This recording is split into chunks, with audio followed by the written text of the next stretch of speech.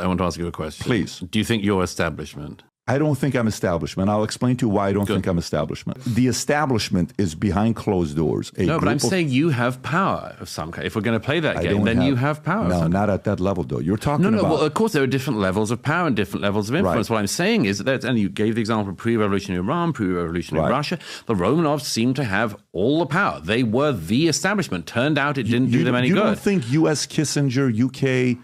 MI6, CIA had a role in causing the Shah to fall and not send help when he needed it when the revolution is happening, when Kissinger promised him he would? You don't think anybody played a role in causing the fall? Mean, we can get into the. I mean the.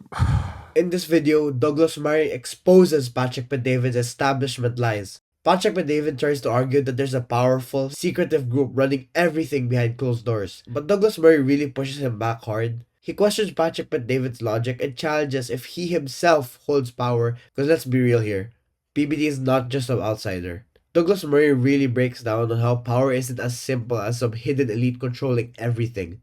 Instead, he explains how systems evolve, mistakes pile up, and political leaders often feel powerless themselves. But Patrick Bet-David just refuses to accept that and keeps pushing his deep state angle. So make sure to watch till the end to see how Douglas Murray exposes Patrick Bet-David's establishment lies.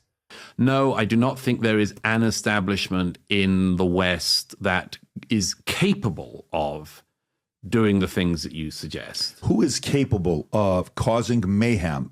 Which establishment is capable of causing mayhem in EU that is not just this whole thing happened accidentally? Again, I just resist a sort of low-resolution analysis of what is a very complex and potentially lethal problem. I would love it if it was the case, and I've had so many people who've tried to argue this to me since Strange Death came out. I'd love it if it was the case that there was a document from the establishment in the EU that explained its border policies in the last 60 years, let's say. There just isn't. I'll tell you what I think has happened. Very, very straightforward human explanation.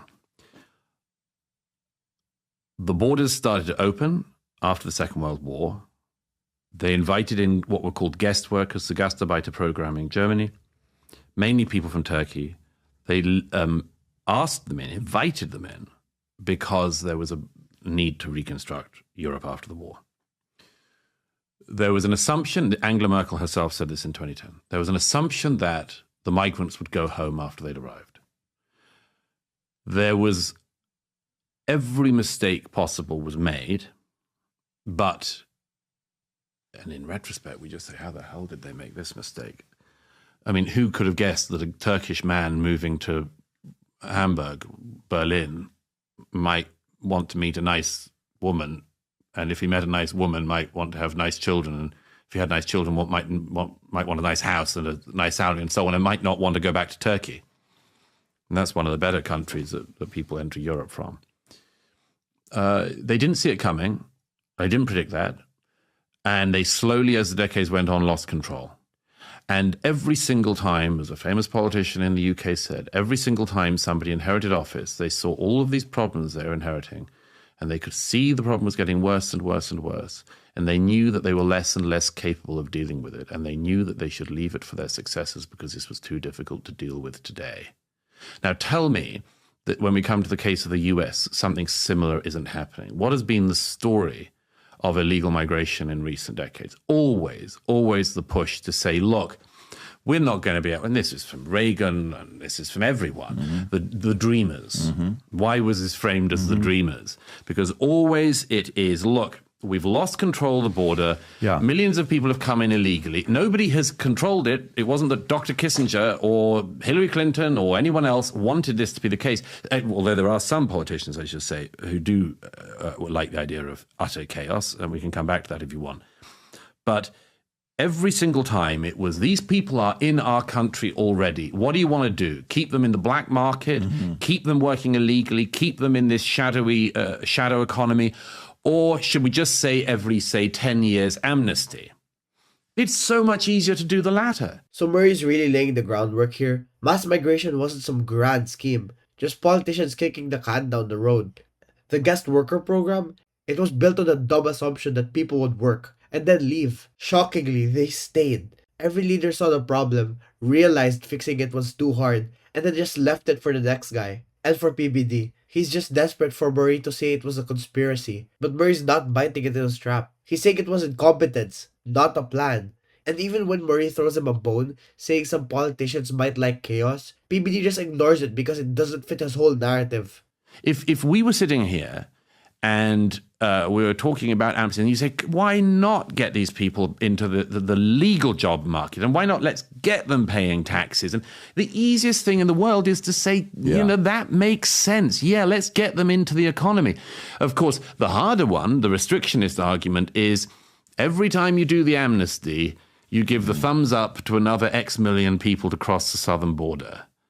Look, it's just easier for them. It is much easier for them than, to go back to the example I gave from Italy, putting 1 million people on buses and trains and sending them back to North Africa, and from North Africa to every country they've come from. This is just so much bigger than the idea that there's somebody who wants it to happen and that's why it happened. Okay, so you wrote a book titled The Madness of Crowds, right? You got gender, race, and identity.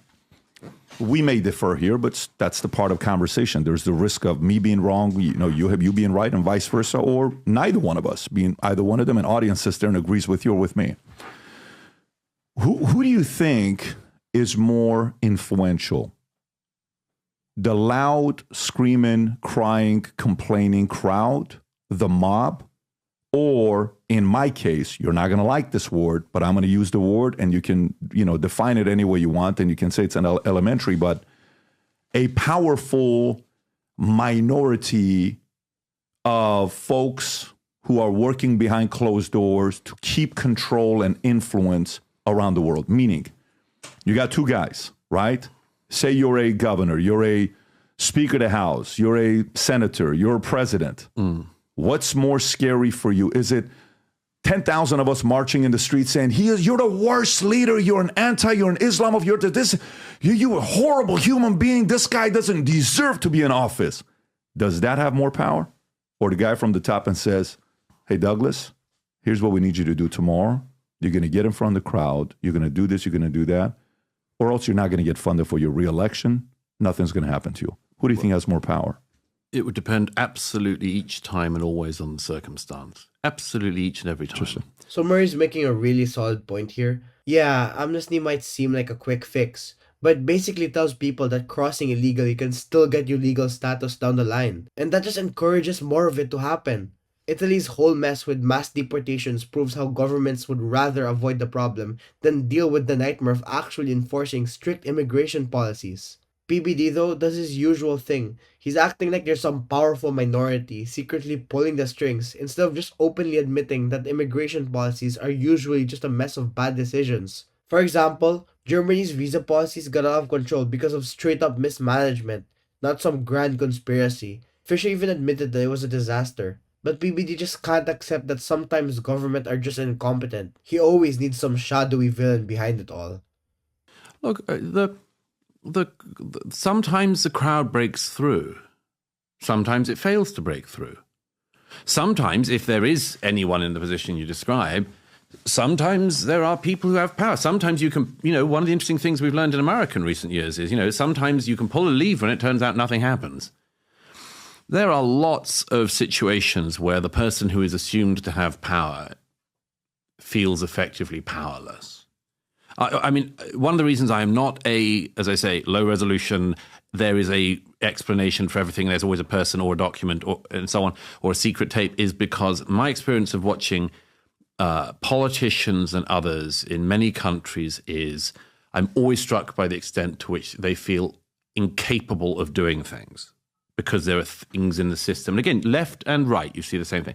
Things in the system that just don't work, things that are broken, things that are meant to do one thing and do another. But when you get to the points, as you say, where the crowd can break through, who knows? We have lived in recent years through several big things in America where the crowd got damn close to breaking through. And sometimes did. Look at what happened in the summer of 2020 when Nancy Pelosi, Chuck Schumer, and everyone else at the top of the Democrat Party is on their knees wearing some Native American shawls, staying on their knees for 9 minutes or whatever, because it's the same amount of time as George Floyd's death. And they all have to be like winched up afterwards because Nancy's knees locked and Chuck couldn't get back up. I mean, like, what were they doing there? Now, these are people that we would say, this is an establishment. Exactly. Okay? This is an establishment. No, as I say, this is an establishment. This is a part of the gerontocracy of the Democrat Party. Right. Okay. But what were they doing there? They were literally kneeling to the crowd. Mm-hmm. They were saying, we think the crowd is getting kind of close to our home. And so we are going to literally kneel to them.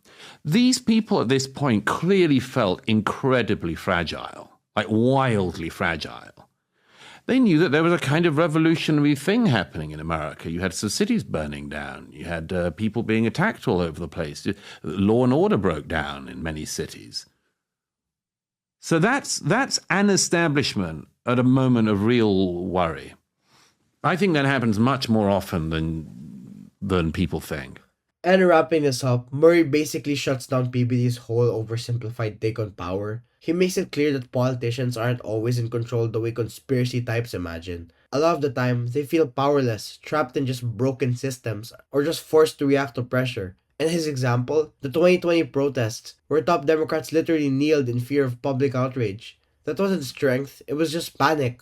Even the so-called establishment gets scared when the crowd pushes hard enough. But PBD just keeps being stuck in a script pretending that the elites are always in charge no matter what. But anyways, if you enjoyed watching this video, make sure to leave a like and subscribe, and comment your thoughts down below.